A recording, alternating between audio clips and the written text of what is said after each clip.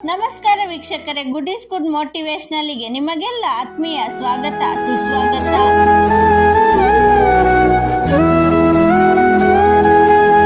ಮಹಾಭಾರತದ ಕಥೆಯ ಪ್ರಕಾರ ಕುರುಕ್ಷೇತ್ರದ ಯುದ್ಧದಲ್ಲಿ ಶ್ರೀಕೃಷ್ಣನು ಅರ್ಜುನನ ಸಾರಥಿಯಾದನು. ಅದೇ ಸಮಯದಲ್ಲಿ ಅರ್ಜುನನ ರಥದ ಮೇಲೆ ಜೋಡಿಸಲಾಗಿದ್ದ ಧ್ವಜದಲ್ಲಿ ಹನುಮಂತನು ತನ್ನ ಸೂಕ್ಷ್ಮ ರೂಪದಲ್ಲಿ ಕುಳಿತಿದ್ದನು. ತನ್ನ ಪ್ರಭು ಶ್ರೀರಾಮನ ಜೊತೆಯಲ್ಲಿ ಸದಾ ಇರುತ್ತಿದ್ದ ಹನುಮಂತ ದ್ವಾಪರ ಯುಗದಲ್ಲೂ ಶ್ರೀರಾಮನ ಅವತಾರವಾದ ಶ್ರೀಕೃಷ್ಣನೊಂದಿಗೆ ಯುದ್ಧ ಭೂಮಿಯಲ್ಲಿ ಇದ್ದನು. ಕರ್ಣ ಮತ್ತು ಅರ್ಜುನ ಇಬ್ಬರು ಸಹೋದರರು, ಒಂದೇ ತಾಯಿಯ ಮಕ್ಕಳು. ಆದರೆ ಇಬ್ಬರು ಬೇರೆ ಬೇರೆ ಪಾಳೆಯಗಳಿಂದ ಹೋರಾಡುತ್ತಿದ್ದರು. ಮಹಾಭಾರತ ಯುದ್ಧವು ನಿರ್ಣಾಯಕ ತಿರುವಿನತ್ತ ಸಾಗುತ್ತಿತ್ತು. ಕುರುಕ್ಷೇತ್ರದ ಯುದ್ಧ ಭೂಮಿಯಲ್ಲಿ ಅನೇಕ ಯೋಧರು ಹುತಾತ್ಮರಾಗಿದ್ದರು. ಕರ್ಣನನ್ನು ಅರ್ಜುನನಂತೆ ಮಹಾನ್ ಯೋಧ ಎಂದು ಪರಿಗಣಿಸಲಾಗಿತ್ತು. ಇಬ್ಬರು ತಮ್ಮ ಶಕ್ತಿಶಾಲಿ ಆಯುಧಗಳ ನೆರವಿನಿಂದ ಪರಸ್ಪರರ ಮೇಲೆ ದಾಳಿ ಮಾಡುತ್ತಿದ್ದರು. ಅರ್ಜುನನ ಬಳಿ ಗಾಂಡೀವ ಎಂಬ ಬಿಲ್ಲು, ಕರ್ಣನ ಬಳಿ ವಿಜಯ ಎಂಬ ಬಿಲ್ಲು ಇದ್ದವು. ಪರಸ್ಪರರು ಬಾಣಗಳ ಸುರಿಮಳೆಗೈದರು. ಅರ್ಜುನನು ಕರ್ಣನ ಕಡೆಗೆ ಬಾಣಗಳನ್ನು ಉಪಯೋಗಿಸುತ್ತಿದ್ದಾಗ ಅವನ ರಥವು 25ರಿಂದ 30 ಹೆಜ್ಜೆ ಹಿಂದಕ್ಕೆ ಸರಿಯುತ್ತಿತ್ತು. ಅದೇ ಸಮಯದಲ್ಲಿ ಕರ್ಣನ ಬಾಣಗಳ ದಾಳಿಯನ್ನು ಎದುರಿಸುವಾಗ ಅರ್ಜುನನ ರಥವು ಕೇವಲ 2ರಿಂದ 3 ಹೆಜ್ಜೆ ಹಿಂದಕ್ಕೆ ಚಲಿಸುತ್ತಿತ್ತು. ಅರ್ಜುನನ ರಥವು ಹೀಗೆ ಹಿಂದಕ್ಕೆ ಸರಿದಾಗಲೆಲ್ಲ ಶ್ರೀಕೃಷ್ಣನ ಮುಖದಲ್ಲಿ ನಗು ಮೂಡುತ್ತಿತ್ತು.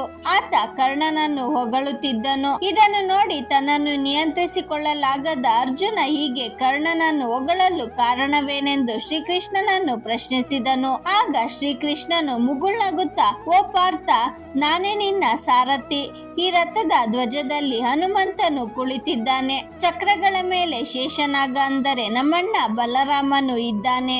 ನೀನು ಎಷ್ಟೊಂದು ದೊಡ್ಡ ಬಿಲ್ಲುಗಾರ. ನಿನ್ನ ಶೌರ್ಯದೊಂದಿಗೆ ಈ ಎಲ್ಲ ಶಕ್ತಿಗಳು ಒಗ್ಗೂಡಿದರು ಕರ್ಣನು ತನ್ನ ಆಕ್ರಮಣದಿಂದ ನಿನ್ನ ರಥವನ್ನು 2ರಿಂದ 3 ಹೆಜ್ಜೆ ಹಿಂದಕ್ಕೆ ತಳ್ಳುವಲ್ಲಿ ಯಶಸ್ವಿಯಾಗಿದ್ದಾನೆ. ಕರ್ಣ ಎಷ್ಟು ಬಲಶಾಲಿಯಾಗಿದ್ದಾನೆ ಎಂಬುದನ್ನು ಇದರಿಂದ ನಾವು ಅರ್ಥ ಮಾಡಿಕೊಳ್ಳಬೇಕು ಎಂದನು. ಈ ಮಾತುಗಳನ್ನು ಕೇಳಿದ ಅರ್ಜುನನಿಗೆ ಕರ್ಣನಂತ ಯೋಧನ ಶಕ್ತಿಯ ಬಗ್ಗೆ ಅರಿವು ಮೂಡಿತು.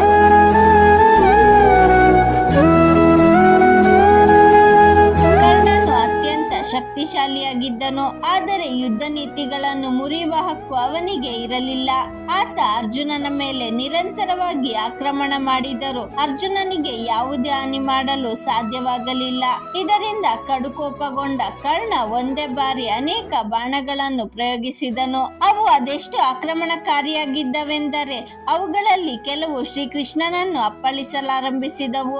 ಕರ್ಣನ ಒಂದು ಬಾಣವು ಹೀಗೆ ಶ್ರೀಕೃಷ್ಣನ ಎದೆಗೆ ಮತ್ತು ರಕ್ಷಾ ಕವಚಕ್ಕೆ ಬಡಿದದ್ದನ್ನು ಕಂಡ ಹನುಮಂತ ಕರ್ಣನ ಮೇಲೆ ಕೋಪಗೊಂಡು ತಕ್ಷಣವೇ ರಥದ ಮೇಲಿನ ಧ್ವಜದಿಂದ ಕೆಳಗೆ ಜಿಗಿದು ತನ್ನ ರೂಪವನ್ನು ಪ್ರಕಟಪಡಿಸಿದ.